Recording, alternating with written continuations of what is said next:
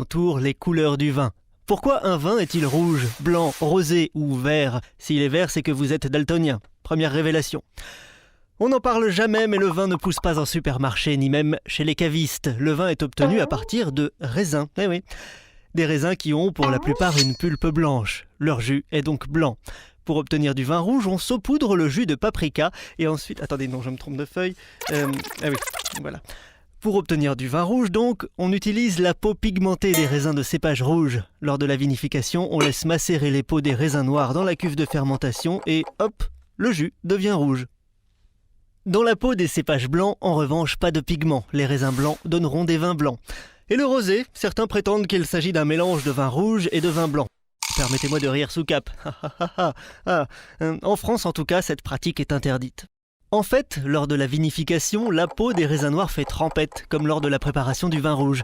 Simplement, elle macère moins longtemps. À ce stade, vous vous demandez certainement si un cépage rouge peut donner un vin blanc. Cette question est consternante. Bien sûr que l'on peut, la pulpe du raisin rouge est blanche, donc si l'on ne laisse pas la peau macérer dans le jus, on obtient du vin blanc. Mais le raisin n'est pas la seule variable dans la couleur du vin, ça serait trop simple. Le cépage, c'est-à-dire la variété de la vigne, influe lui aussi. Par exemple, les cabernets donnent des robes plus intenses que le pinot noir. Il faut encore évoquer le sucre, plus la teneur en sucre est élevée, plus la couleur est intense, et l'âge.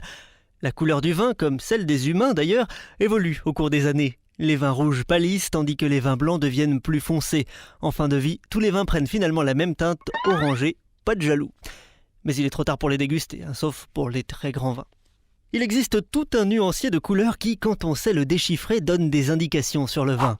Un vin violacé ou pourpre est très jeune. Un vin rouge-orangé ou grenat a atteint un début de vieillissement. Un vin à cajou est manifestement trop vieux. Un vin bleu est probablement un produit WC, qu'il vaut mieux ne pas boire. Et le vin gris de Toul, dans tout ça, il n'est pas gris, mais rose pâle. C'est en fait un vin rosé.